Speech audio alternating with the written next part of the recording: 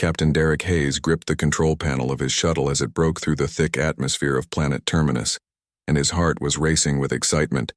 because after 3 long years away from this world, he was finally coming home to claim what was rightfully his and build the mining empire he had dreamed about since he was a young man, studying planetary geology at the Academy.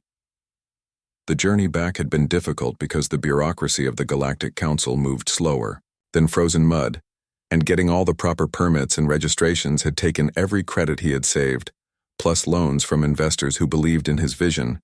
and now he was ready to start the operation that would make him wealthy beyond imagination. The shuttle descended through the orange clouds. Derek could see the surface of Terminus coming into view, and he expected to see the small temporary structures he had left behind 3 years ago, but instead his eyes widened in shock because the entire landscape had been transformed into something that looked like it belonged in a fantasy story, rather than on a mining planet where there had once been red, dusty plains. There were now gardens of crystalline plants that glowed with soft blue and purple light, and in the center of his compound stood structures that seemed to be made of living glass that pulsed with energy. And beside these impossible buildings were 2 massive creatures that made Derek question whether he was hallucinating from the stress of the long journey. The creatures were dragons, and there was no other word for them because they had long serpentine necks and powerful legs, with claws that looked like they could tear through starship hull plating and wings that were folded against their bodies but still stretched out nearly 20 meters on each side, and their scales shimmered gold and bronze in the light of the twin suns. Derek brought the shuttle down in the landing zone he had cleared 3 years ago, and he noticed that even this area had been altered because strange moss-covered parts of the ground and small crystalline formations jutted up from the soil like teeth, and the whole place hummed with a sound that he could feel in his chest rather than hear with his ears. He powered down the shuttle systems and grabbed his plasma rifle from the weapons locker because he had no idea what he was walking into, and for all he knew, these creatures and whoever had brought them here could be hostile, and he was not about to lose everything he had worked for without a fight. The shuttle ramp lowered with a hiss, and Derek stepped out onto the soil of Terminus, and immediately he felt different because the air tasted strange, like copper and honey mixed together, and the gravity seemed slightly off even though his instruments said it was exactly the same as it had been 3 years ago. Standing between the 2 dragons was a figure that took Derek's breath away because she was tall and impossibly graceful, with silver hair that cascaded down her back like a waterfall of moonlight, and her skin had a faint luminescence to it as if she generated her own light,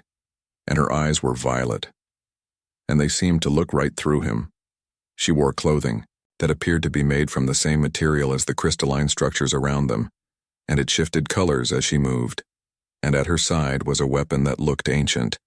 but Derek had no doubt it was deadly, because everything about this woman screamed warrior despite her elegant appearance. Derek raised his rifle slightly, not quite pointing it at her but making it clear he was armed, and he called out in the standard galactic common language, asking who she was and what she was doing on his registered property. The woman did not respond immediately, and instead she tilted her head slightly as if listening to something Derek could not hear, and one of the dragons made a low rumbling sound that vibrated through the ground and made small pebbles dance. Finally she spoke, and her voice was like nothing Derek had ever heard because it had a musical quality that made him think of wind chimes and distant thunder, and she said in perfect English that her name was Lauren and she was a princess of the Selenari people, and she was here because the planet had called to her. Derek almost laughed at that because it sounded like mystical nonsense, and he was a practical man who dealt in facts and figures and mining rights, and he told her that whatever she thought she heard the planet was registered to him, and she needed to leave immediately. Lauren smiled, but there was no humor in it, and she took a step forward, and immediately both dragons moved with her, and Derek realized they were not just animals but intelligent beings who were coordinating with their companion, and the dragon on the left had eyes that burned like molten gold, and it was watching Derek with an intensity that made his survival instincts scream. Explained that 3 years ago, shortly after Derek had left Terminus to file his claims, something had happened deep in the planet core, and a pulse of energy had radiated outward, and it had activated ancient systems that had been dormant for millions of years, and this planet was not just a ball of rock and minerals, but a living entity. Derek wanted to dismiss her words as fantasy, But he could not ignore the evidence around him because the crystalline structures were clearly not natural, and the plants that glowed with their own light were unlike anything in any database he had studied, and the humming that came from beneath his feet was too regular to be random geological activity. He lowered his rifle slightly and asked Lauren how she knew all this and why she specifically had come here, and she told him that her people were an ancient race who had been guardians of living worlds for longer than humans had existed, and they could sense when a world awakened, and they came to help it stabilize before it destroyed itself. The dragon on the right spread its wings suddenly, and they were magnificent and terrifying, and the membrane between the bones was translucent, and Derek could see veins of light running through them, and the creature made a sound that was half roar and half song, and Lauren reached up to touch its neck and said its name was Ember. She introduced the other dragon as Ash, and explained that they had been her companions since she was a child, and they had fought in wars across a dozen star systems and protected worlds from threats that would drive humans mad, if they understood them fully.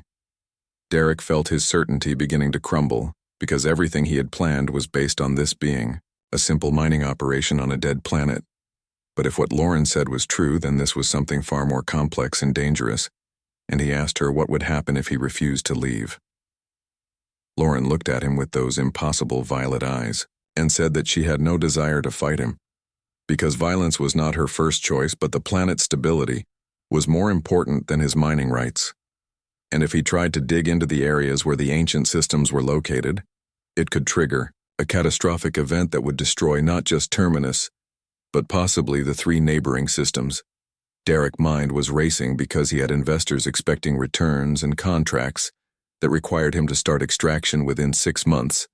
and thousands of people whose jobs depended on this operation succeeding.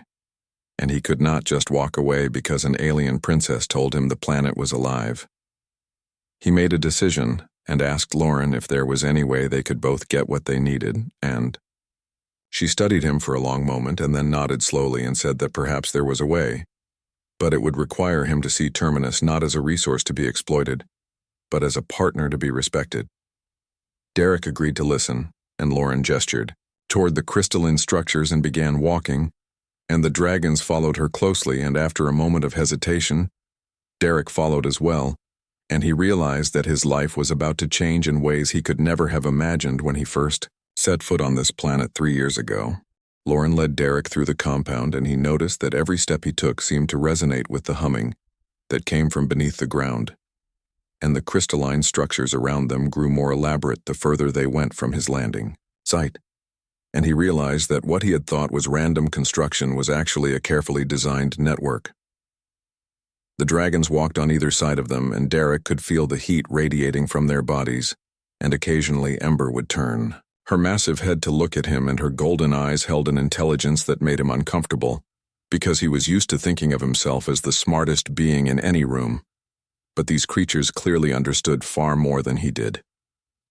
Lauren stopped in front of a large crystalline formation that rose about 10 meters into the air, and it pulsed with a steady rhythm of light that matched the humming, and she placed her hand against its surface, and immediately the whole structure lit up with patterns that swirled and danced, and Derek could see images forming in the crystal. She explained that what he was seeing was the planet nervous system, and the crystalline structures were like neurons that connected to a vast network that ran through the entire crust and down into the mantle and core. And 3 years ago, when the planet had awakened, this system had come online and begun trying to stabilize itself. Derek watched in fascination as the images showed him cross-sections of Terminus interior, and he could see massive chambers filled with energy that pulsed and flowed in patterns that reminded him of blood moving through veins, and there were areas marked in red that Lauren said were critical zones where any disturbance could cause catastrophic failure. He asked her what would happen if one of those zones failed, and Lauren removed her hand from the crystal, and the images faded, and she told him that the best comparison would be if a human had a major artery rupture, and the planet would hemorrhage energy, and the resulting explosion would tear it apart and send debris flying into the neighboring systems at relativistic speeds. Derek felt sick because his mining survey 3 years ago had identified several high-value mineral deposits, and when he checked his datapad and overlaid those locations on the map Lauren had shown him, He realized that at least 4 of them were directly on top of critical zones. Lauren saw his face and nodded grimly and said that this was why she had to intervene, because if he had started mining operations without understanding the planet's new state, he would have killed billions of beings in the surrounding systems and himself in the process. He sank down onto a nearby rock formation and put his head in his hands because everything he had worked for was crumbling and he had borrowed money from people who would not be understanding about why he could not repay them, and his reputation would be destroyed if he backed out now. Ash the dragon moved closer to him and made a soft sound that was almost comforting, and when Derek looked up, the massive creature was watching him with eyes that held something like sympathy, and Lauren said that her dragons were excellent judges of character.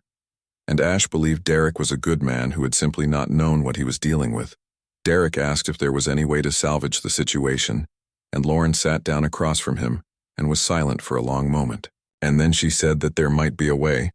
but it would require Derek to completely change his approach to this planet.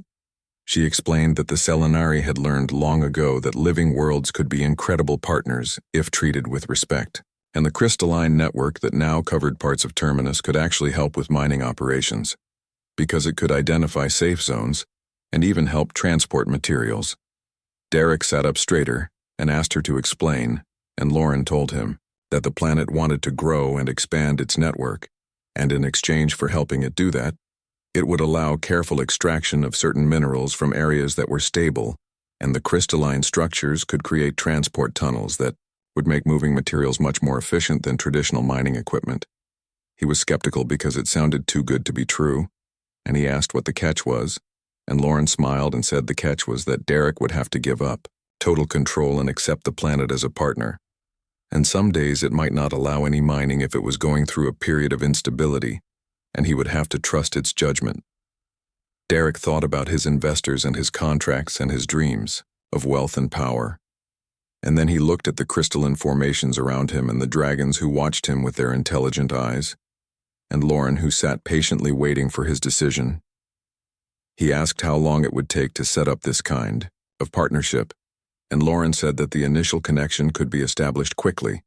but building trust would take time, and Derek would need to learn to listen to the planet voice and understand its needs. She stood and walked to another crystalline formation and touched it, and this time instead of images appearing, the whole structure began to resonate with a different frequency, and Derek felt something shift inside him like a door opening in his mind. And suddenly, he could sense the planet. Awareness, it was not like talking to a person, but more like feeling the mood of a vast living thing. And he could sense curiosity and wariness and hope, and he realized that the planet was as uncertain about him as he was about it. Lauren removed her hand and the sensation faded, but Derek knew it had been real, and he asked if she could teach him to do what she did, and she said yes.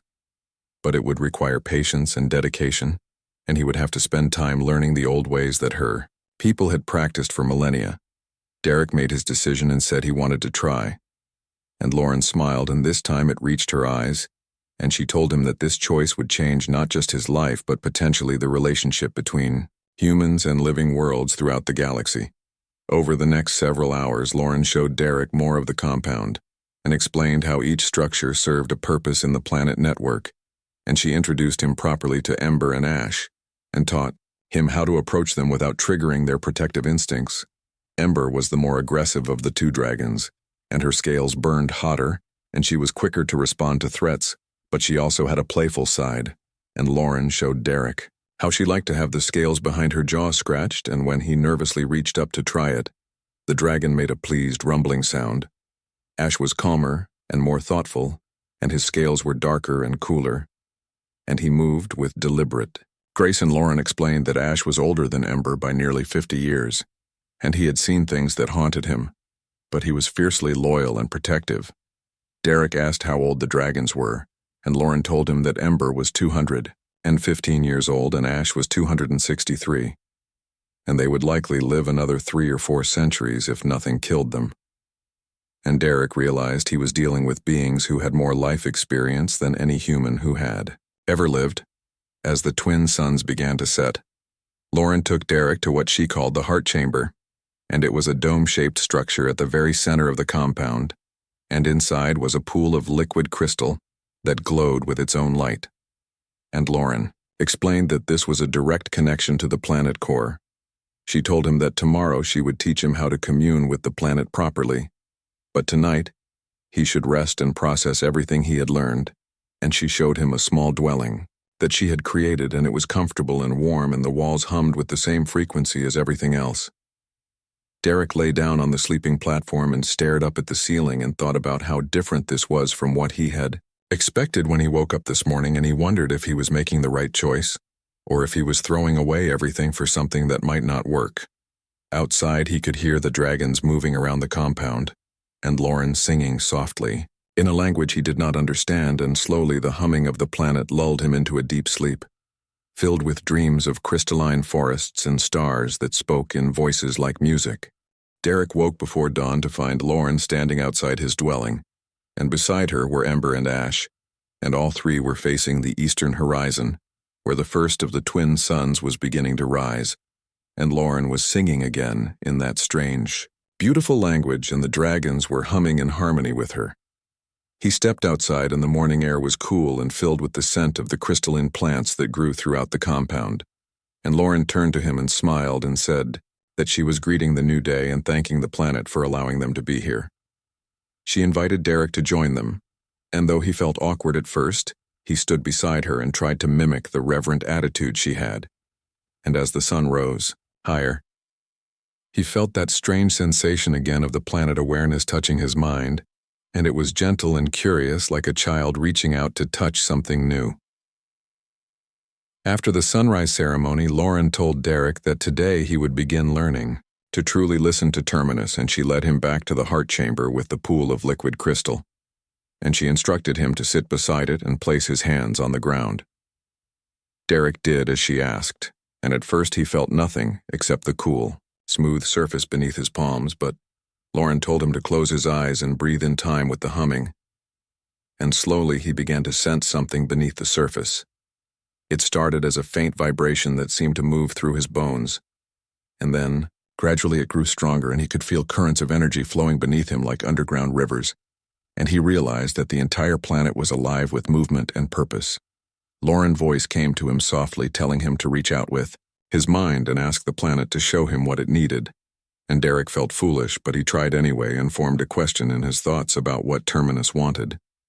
The response was overwhelming because suddenly his mind was flooded with images of the planet interior, and he could see the network of crystalline structures extending deep into the crust. And there were areas that glowed brightly, and areas that were dark and struggling. And he understood that the planet was trying to heal itself from some ancient wound. He saw massive chambers that had once been filled with some kind of energy source but were now empty and crumbling, and the planet was desperately trying to rebuild these structures before they collapsed completely and caused a chain reaction that would tear everything apart. Derek pulled his hands away and gasped for breath, and Lauren was there with water, and she told him that the first connection was always intense, but it would get easier with practice, and she asked him what he had seen. He described the vision, and Lauren nodded and said that this matched what she had learned in her own communions with Terminus, and the planet had been part of an ancient network of living worlds. But something had happened millions of years ago that had severed those connections and put Terminus into a kind of hibernation. She explained that when Derek had done his initial survey 3 years ago, his deep core drilling had accidentally triggered a wake-up sequence, and the planet had begun trying to rebuild itself.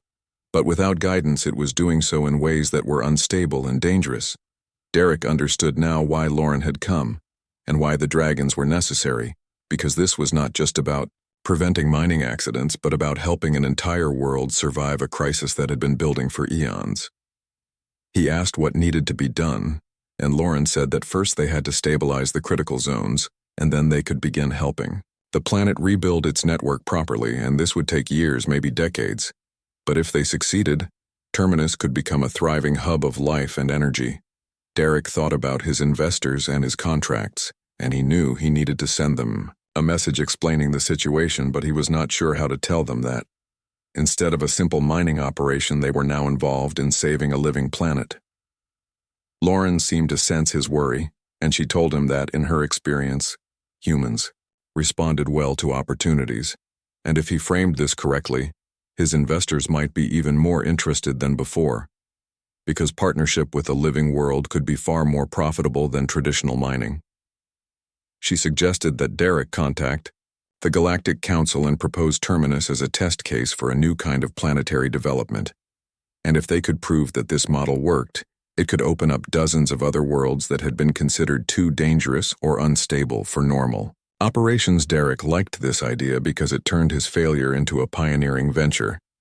and he spent the rest of the morning composing messages to his investors and to the council, and he was careful to emphasize the potential benefits while being honest about the challenges. While he worked, Lauren took the dragons out to patrol the perimeter of the compound, and she was checking the crystalline network for any signs of instability. And when she returned in the afternoon, she reported that there were 3 areas that needed attention. She asked if Derek wanted to come with her to see how stabilization work was done, and he agreed immediately, because he needed to understand every aspect of this process, if he was going to convince others to support it. They flew on Ash because the dragon was larger and calmer, and Derek had never ridden a dragon before, and it was terrifying and exhilarating at the same time, because they moved so fast and so high that the compound became a tiny cluster of glowing points below them. Lauren sat in front of him, and she seemed completely at ease, and she pointed out features of the landscape and explained what they were seeing.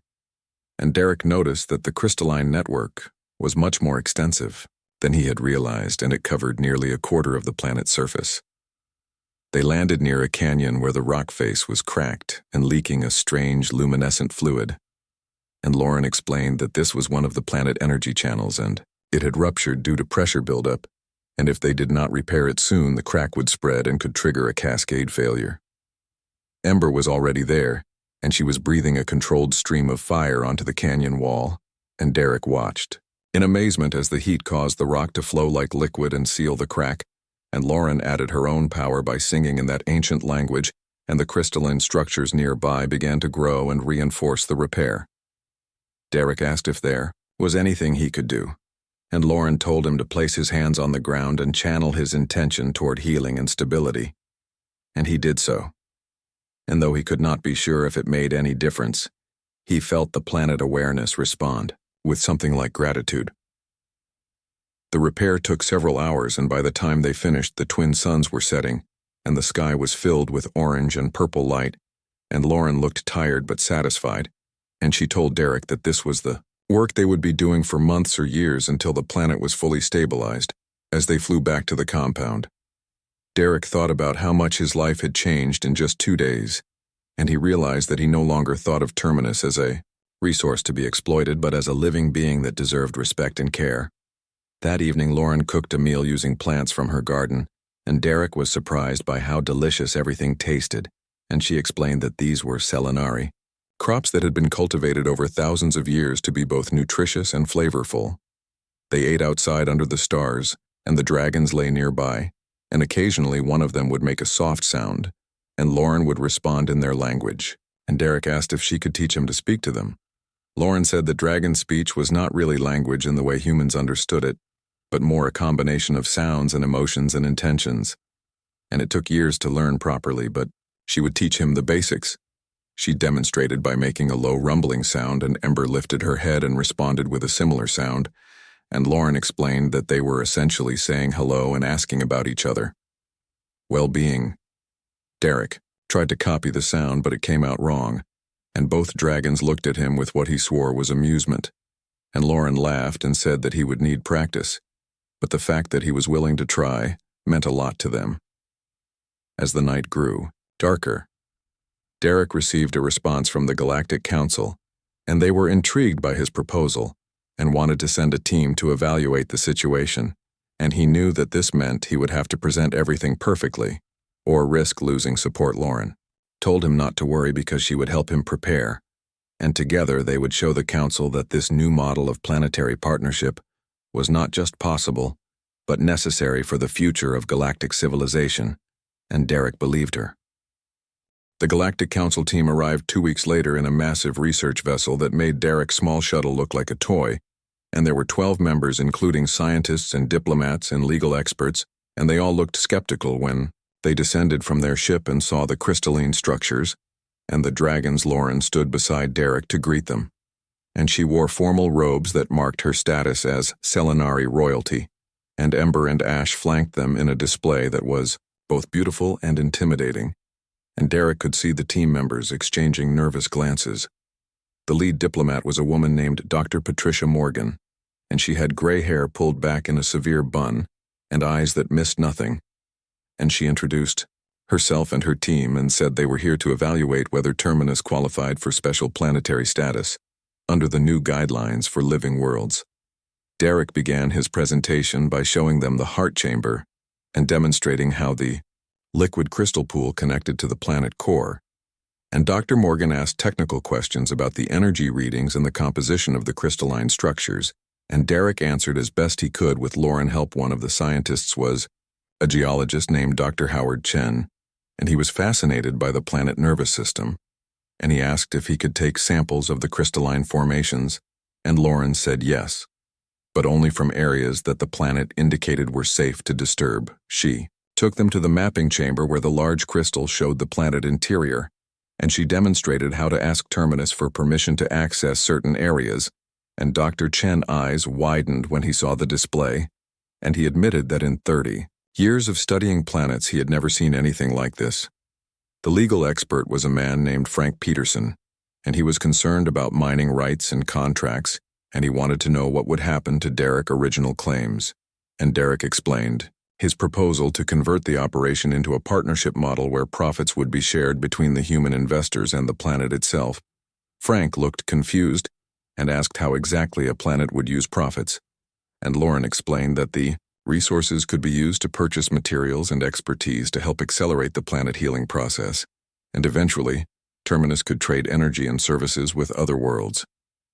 Dr. Morgan was quiet for most of the tour, but Derek could see her mind working, and when they stopped for lunch she asked Lauren directly what her people gained from helping Terminus, and whether this was some kind of territorial claim.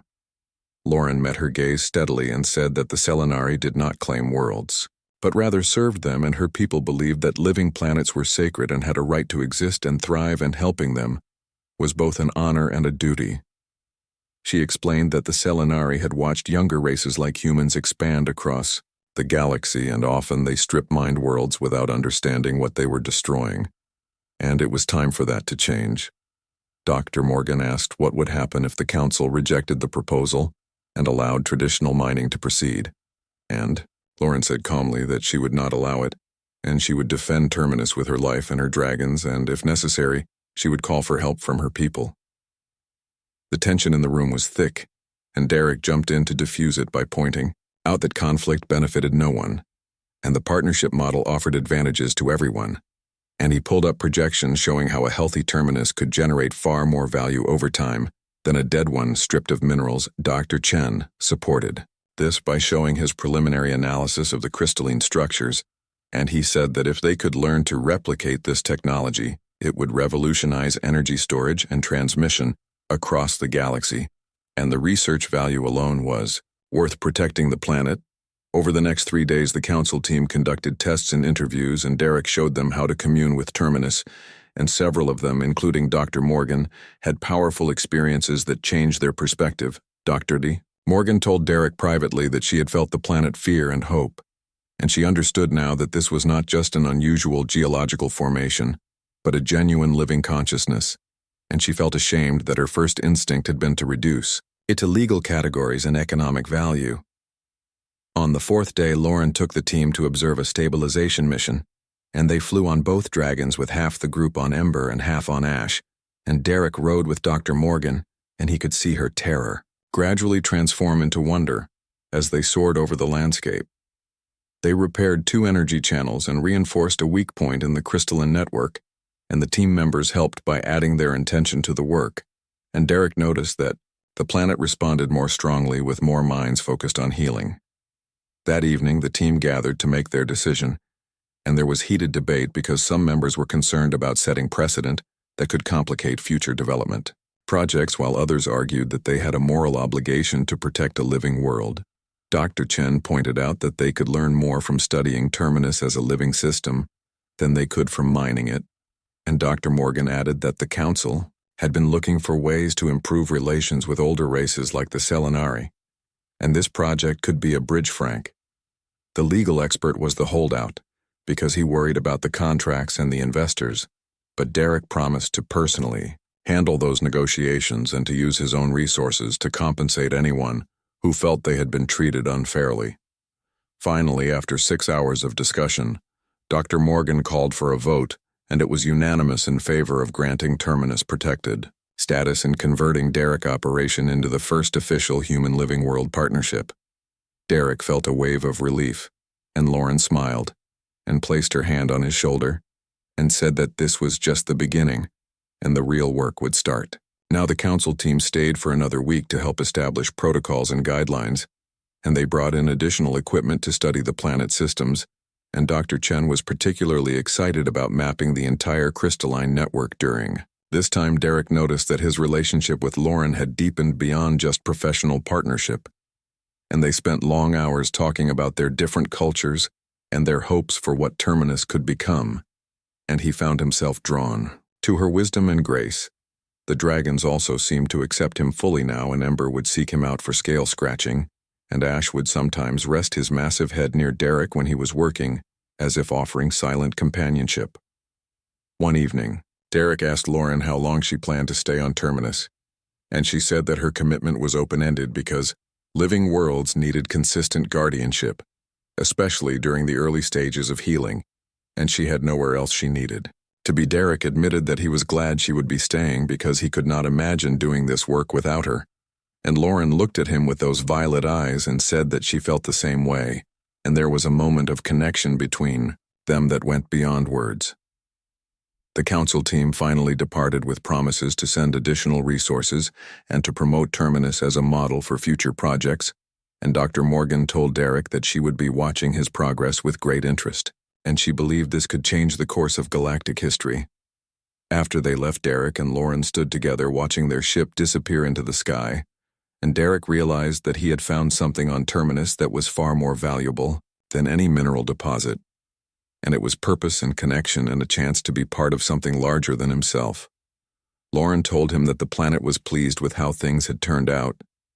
and it was ready to move into the next phase of healing, and she asked Derek if he was ready for the challenges ahead.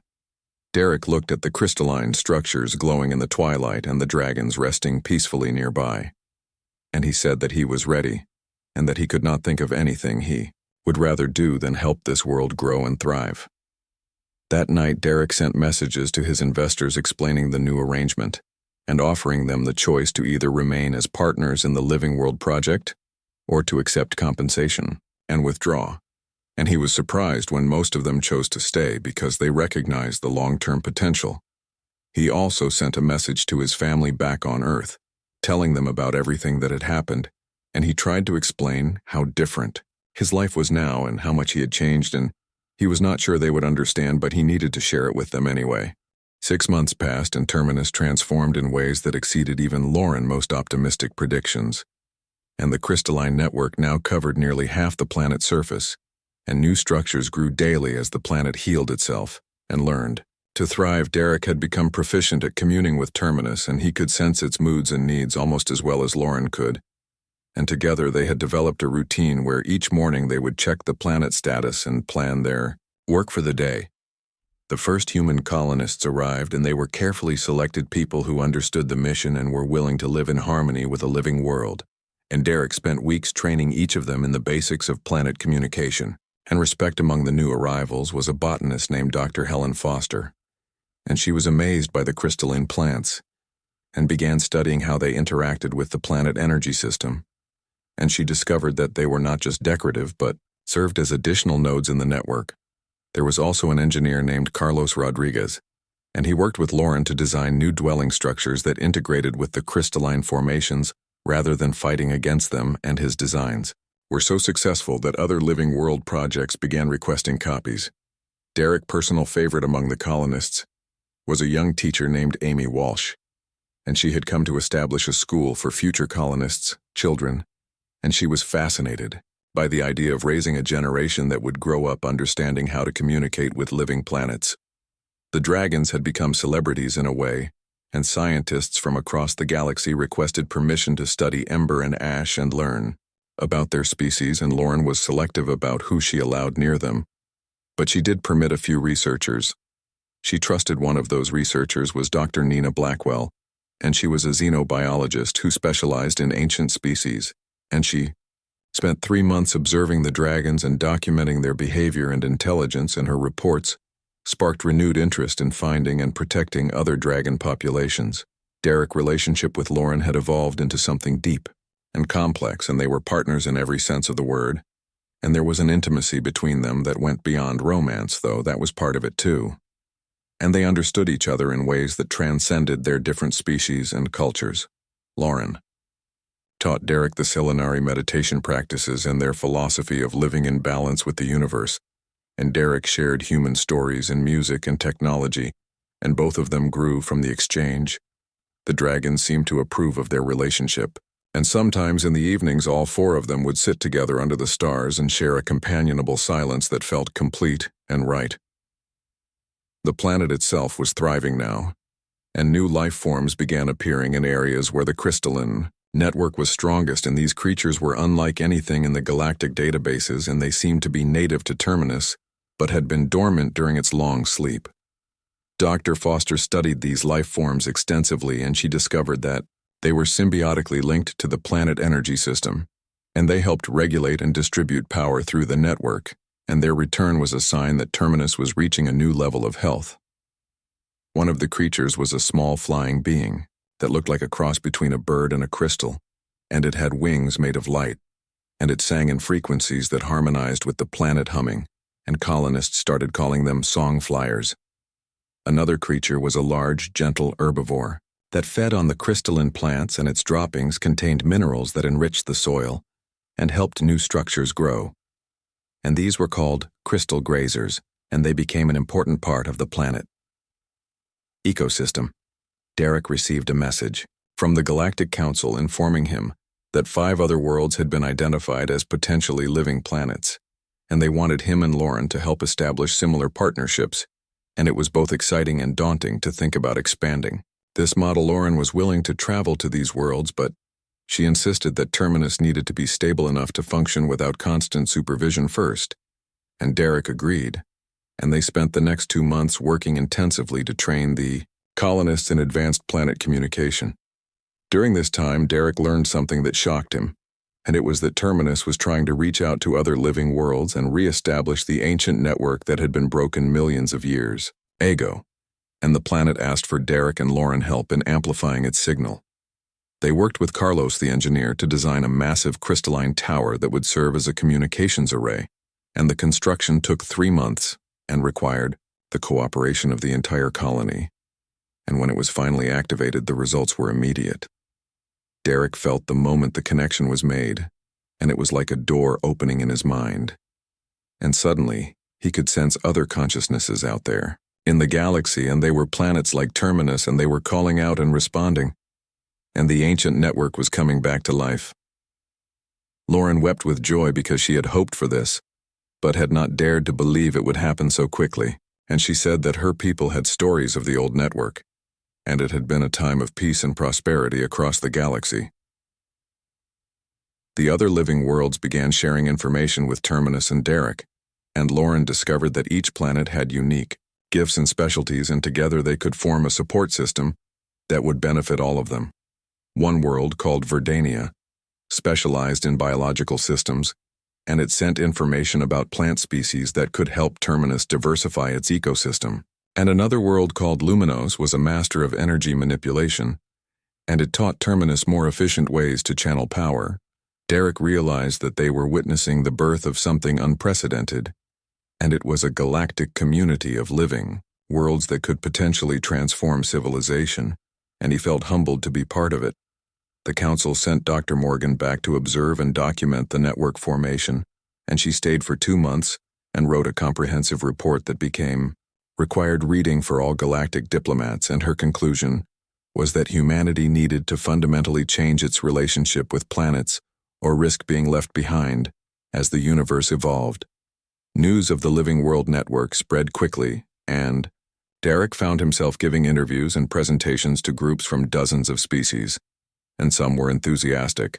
while others were skeptical or even hostile because they saw living worlds as a threat to traditional resource extraction. There were also religious groups who believed that living planets were sacred and should not be communed with or touched by mortals. And Lauren spent considerable time explaining that respecting planets did not mean avoiding them, but rather engaging with them as partners. Through all of this, the work on Terminus continued, and the planet grew stronger every day, and new colonists arrived in waves, and the population grew to 500 people, and they were building a society based on principles of cooperation and mutual respect. Derek received word that his family wanted to visit, and he was nervous because he knew they would not understand everything he had experienced. And when they arrived, his parents and his sister were clearly overwhelmed by the crystalline structures and the dragons. His mother was frightened of Ember and Ash until Lauren introduced them properly and showed her how gentle they could be. And his father was skeptical of the whole living world concept until Derek took him to the heart chamber and let him commune with Terminus. His sister Amy, who shared a name with the teacher, was the most receptive, and she spent hours talking with Lauren about Selenari culture and asking questions about the dragons, and by the end of the visit she announced that she wanted to move to Terminus permanently. Derek was happy about this because having family nearby made the planet feel more like home, and Amy proved to be talented at planet communication, and she became one of the most skilled colonists at sensing Terminus needs. As the first-year anniversary of the partnership approached, Derek and Lauren planned a celebration, and they invited the Galactic Council representatives and scientists and diplomats from across the galaxy,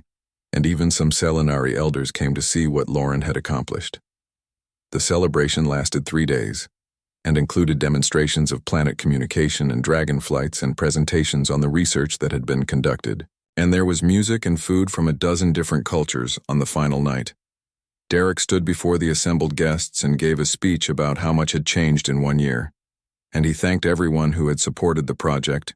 and he especially thanked Lauren and the dragons for showing him a better way to live. Lauren spoke as well, and she talked about hope and possibility and the importance of listening to the universe, and she said that Terminus was proof that different species could work together to create something beautiful and meaningful. As the celebration ended and guests began departing, Derek and Lauren walked out to their favorite spot overlooking the crystalline valley, and the dragons followed them, and they sat together, watching the twin sunset. Derek said that he had been thinking about the future and about what came next, and Lauren smiled and asked what he had decided, and he told her that he wanted to spend the rest of his life here on Terminus, helping the planet grow and learning from her.